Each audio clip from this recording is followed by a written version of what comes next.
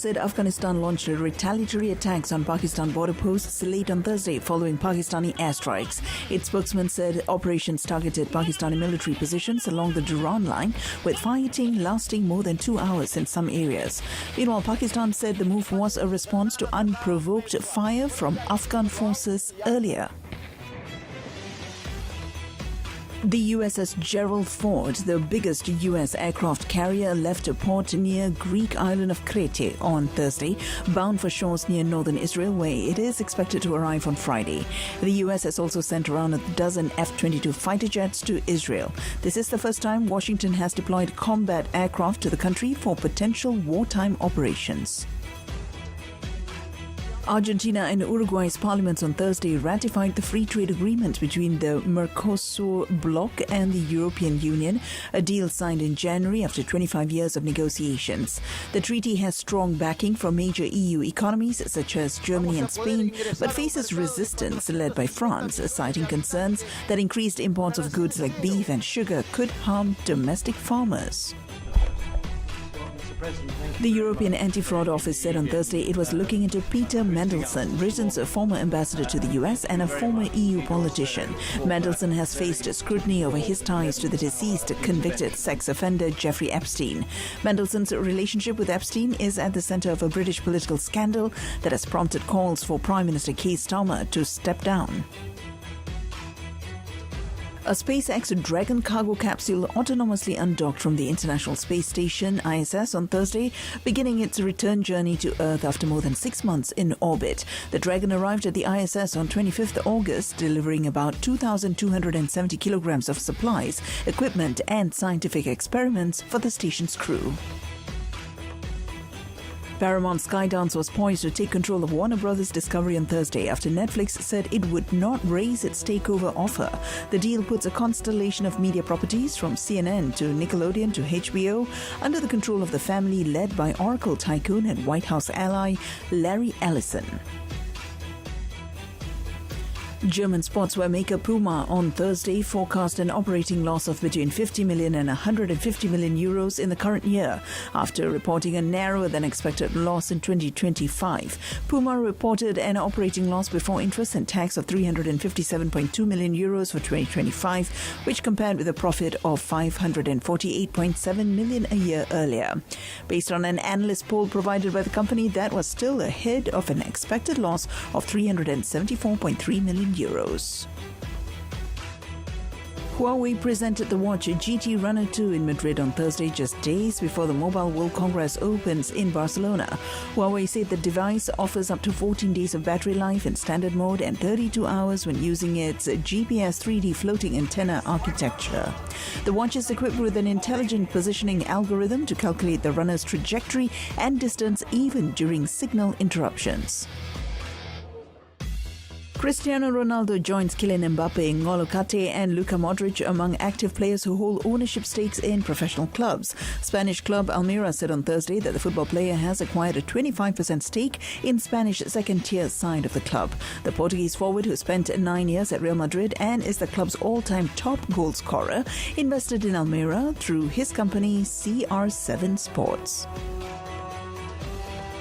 World Aquatics, the international governing body for aquatic sports, said on Thursday that the Diving World Cup scheduled for early March in Mexico has been cancelled.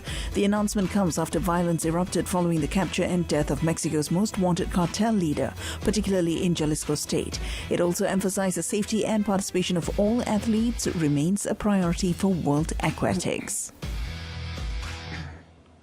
And that's a quick snapshot of today's biggest news. Up next, the complete World Today Bulletin, bringing you the details that matter.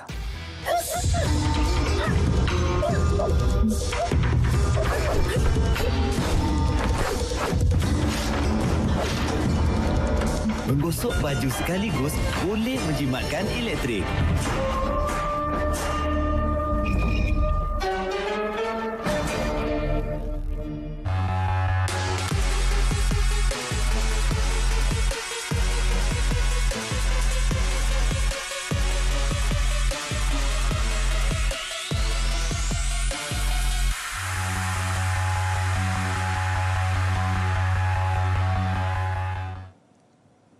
You're watching World Today. Taliban said Afghanistan launched retaliatory attacks on Pakistani border posts late on Thursday following Pakistani airstrikes. Spokesman Zabiullah Mujahid said operations targeted Pakistani forces' positions along the Durand line, with fighting lasting more than 2 hours in some areas. یو ناڅاپي موږ ودو دا کار وشو هم زه داسې لږ ځای کې بچ شوی یم که دا دغه وم زه م ورلاندې وم ما باندې چوکۍ دا شیونه پراته وو ما د خپله ځانه لرې کړه لږ سپکې وې که نه او دا نور چې وو دا ټول چمانو لاندې وو. Meanwhile, Pakistan claimed it was responding to unprovoked fire from Afghan forces and has placed security forces on high alert nationwide.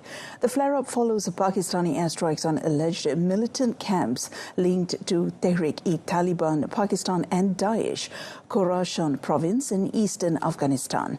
Pakistan stressed the forces use Afghan territory as a base for attacks, which Kabul denies.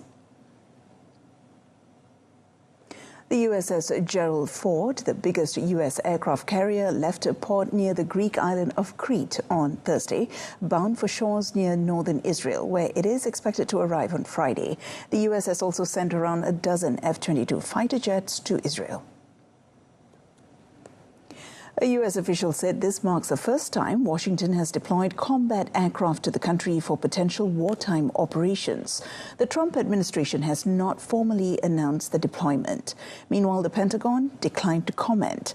U.S. President Donald Trump said on 19 February that Iran must make a deal in 10 to 15 days, warning that really bad things would otherwise happen. The deployment comes against the backdrop of a major U.S. military buildup in the Middle East ordered by the president. Tehran remains under pressure to agree to a deal with Washington over its long-standing nuclear dispute or risk U.S. military strikes. Cuba said on Thursday that the U.S. is willing to cooperate following what the government in Havana described as an attack by heavily armed Cuban nationals who tried to infiltrate the country by speedboat. During a news conference in Havana, Cuban Deputy Foreign Minister Carlos Fernandez de Casio said authorities had promptly established communication with U.S. counterparts. He described the incident as a terrorist attempt involving 10 individuals. The official named the suspects as Cristian Ernesto Acosta Guevara, Conrado Galindo Cerro, Jose Manuel Rodriguez Castillo, Leodan Cruz Gomez, Amigel Sanchez Gonzalez, Roberto Alvarez Avila, Pavel Aling Pena, Michael Ortega Casanova, Lydian Padron Guevara, and Hector Duani Cruz Correa. The latter four were reported deceased. According to a U.S. official in Washington, at least 2 of those aboard the Florida-registered speedboat were U.S. citizens. The official added that the others may have been legal U.S. residents. The incident happened amid heightened U.S.-Cuban tensions. U.S. President Donald Trump has further tightened economic sanctions on Cuba since the U.S. captured Venezuelan President Nicolas Maduro, a key Cuban ally, on 3rd of January. An investigation is underway after federal officials say some started a fire inside what's slated to become an immigration and customs enforcement or ICE detention facility in Arizona. According to an email from a U.S. Department of Homeland Security spokesperson, the suspect broke a window, ignited a fire, threw a propane tank into the building, and fled. The incident took place on 21st February. The spokesperson said the fire was extinguished by the building's interior sprinkler system. DHS purchased the warehouse-style building in January for about $70 million in Surprise, Arizona, according to Maricopa County records. In a letter to U.S. Representative Paul Gosar, a Republican from Arizona, DHS Secretary Kristi Noem said that the building is under consideration to serve as a 500 to 1,500 bed intake and transfer processing site for people who have been arrested and placed into removal proceedings. The letter adds that no final decision has been made about the facility.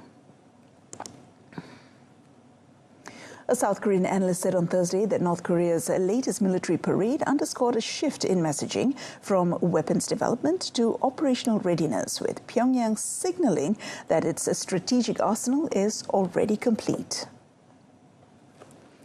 A research fellow at Seoul-based Asan Institute for Policy Studies, Yang Uk, said the absence of newly unveiled strategic hardware suggested a calibrated message. 어찌 보면 우리가 보통 밀리터리 퍼스트라고 얘기하던 선군 정치라고 얘기를 하던 김정일 시절에서 정상적인 국가로 돌아간 것이 김정은 시대라고 하지만은 막상 국가의 발전 동력은 민간에서 찾을 수 없기 때문에 군을 내세워야 하는 그런 상황을, 그리고 9차 당대회의 어떤 맥락을 바로 이 퍼레이드가 보여주고 있는 것이라고 볼 수 있는 거죠. Yang said that the event, held after the ruling party's 9th Congress, highlighted the military's central role in national strategy. Additionally, the appearance of Kim's daughter, Ju-ae, at the parade further reinforced the regime's dynastic narrative. Elevating her profile serves to emphasize the importance of Kim's bloodline rather than signaling an imminent transfer of power. However, he cautioned that in a system built on the leader's personal authority and coercive charisma, projecting that image onto a teenager remains a challenge. A SpaceX Dragon cargo capsule autonomously undocked from the International Space Station, the ISS, on Thursday, beginning its return journey to Earth after more than 6 months in orbit. The Dragon arrived at the ISS on 25th August, delivering about 2,270 kilograms of supplies, equipment and scientific experiments for the station's crew. NASA said that the capsule is now carrying back a variety of completed investigations that could advance future space exploration and life on Earth. NASA also noted that the return of these experiments is a key part of the 33rd SpaceX resupply mission, allowing scientists on the ground to analyze results soon after the capsule's retrieval. The spacecraft is expected to splash down off the California coast at approximately 11:44 p.m. local time. While NASA will not live stream the landing, the agency said it will provide updates on its space station blog as the Dragon makes its nighttime return to Earth.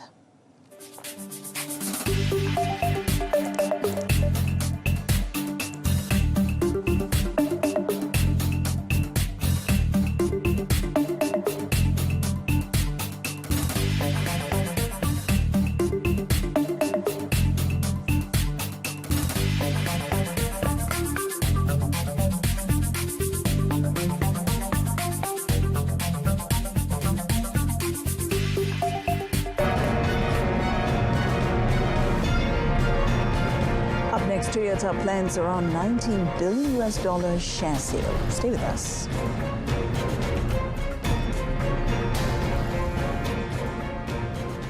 Welcome back. The European Anti-Fraud Office said on Thursday that it was looking into Peter Mandelson, Britain's former ambassador to the US and a former EU politician. Mandelson has faced scrutiny over his ties to the deceased convicted sex offender Jeffrey Epstein. The Intelligence and Security Committee said on Thursday that Britain's government has agreed a framework with the police on which documents relating to the late 2024 appointment of former ambassador to the US, Peter Mandelson, can be released. Mandelson, aged 72, was released from custody after the Metropolitan Police arrested him on Monday on suspicion of misconduct in public office following revelations over his ties to Epstein.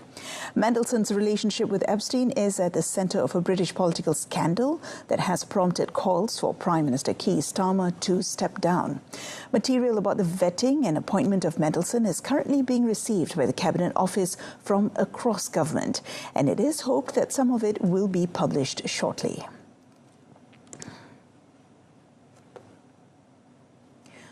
Argentina and Uruguay's parliaments on Thursday ratified the free trade agreement between the Mercosur bloc and the European Union, a deal signed in January after 25 years of negotiations. The Argentine Senate, representing one of Mercosur's core members, alongside Brazil, Uruguay and Paraguay, approved the treaty with 69 votes in favor and 3 against.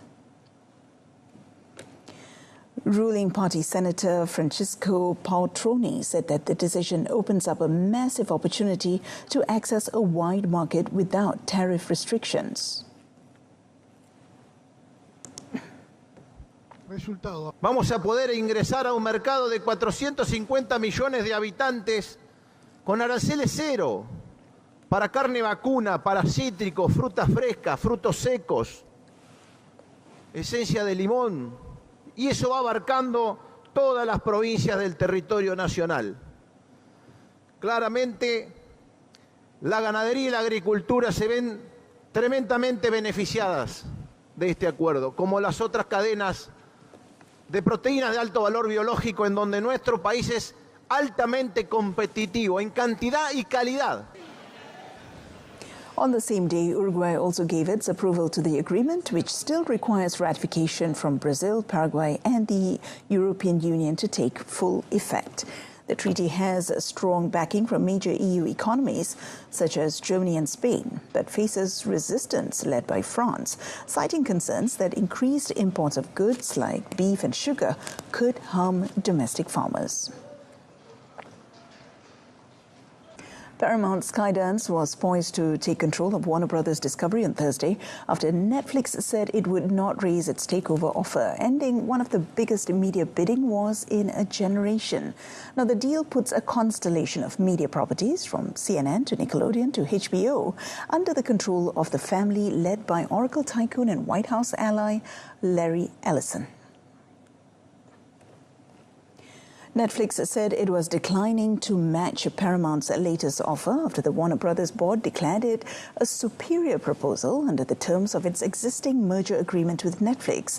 The company insisted that it would have been strong stewards of Warner Brothers' iconic brands and that a deal with Netflix would have strengthened the entertainment industry and preserved and created more production jobs in the U.S. Without a Netflix counter-offer, the Warner Brothers Discovery Board is now free to terminate its agreement with the streaming giant and proceed with Paramount. Warner Brothers shareholders were previously scheduled to vote on the Netflix agreement on the 20th of March. That vote is now essentially moot, and attention shifts to securing shareholder approval for the Paramount deal instead.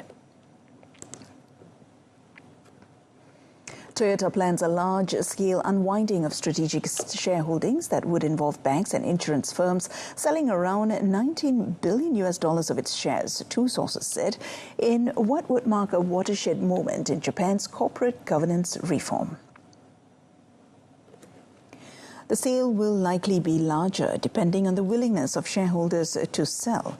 Toyota aims for the sale to happen as early as this year, although the timing and scale would change depending on shareholders, or the plan could be abandoned. Toyota declined to comment on this matter. Toyota aims to acquire shares through buybacks, the sources said. A secondary sale to other investors has also emerged as an option. Now, the move by the world's largest carmaker would be evidence of the scale of Japan's corporate governance reform. Regulators and the Tokyo Stock Exchange would have been encouraging Japanese companies to unwind their cross-shareholdings. However, the practice, which involves firms holding shares in each other to cement business ties, has long been criticized by governance experts and overseas investors as insulating management from shareholders. German sportswear brand Puma cancelled its dividend and said it expected to report another loss this year, although last year's results were better than analysts had expected, which boosted the share price in early trade on Thursday. Its Chief Executive Officer, Arthur Holt, said last year was a reset year for the company. Its sales have fallen as it lost ground to other sportswear brands in an increasingly competitive market. Puma on Thursday said it expects an operating loss of between $59 million to $177 million this year, and reported an operating loss of $421.3 million in 2025, having made a profit of $548.7 million a year earlier. Analysts expected its shares, which have fallen for the last 4 years, gained more than 3% at the open, as the 2025 loss was better than the $374.3 million. Bernstein analysts said Puma's inventory numbers showed it was clearing out stock faster than it had expected. Puma typically sells at lower prices than Adidas, which has left it more exposed to shoppers with limited budgets who have been forced to curb spending. Huawei shifted its focus to sports wearables with the unveiling of the watch GT Runner 2 in Madrid on Thursday. Just days before the Mobile World Congress opens in Barcelona, the company presented a new titanium case smartwatch aimed at hardcore athletes who use wearables to track trainings and races. The watch was endorsed by two-time Olympic marathon champion Eliud Kipchoge, who said that he suggested the company to present the path information in a clean and easy-to-read screen. Huawei said the device offers up to 14 days of battery life in standard mode and 32 hours when using its GPS 3D floating antenna architecture. The watch is equipped with an intelligent positioning algorithm to calculate the runner's trajectory and distance even during signal interruptions. It also includes a heart rate variability tracking and ECG capabilities. Huawei additionally presented a new wheelchair health tracking feature in their latest devices. And that concludes this edition of World Today. Do join us again tomorrow afternoon at 12:30 p.m. on TV2 and Saluran Berita RTM. Alternatively, you can stream us live on RTM Click's website and mobile app. Thank you for watching. I'm Mohna Priya. Salam Malaysia Madani.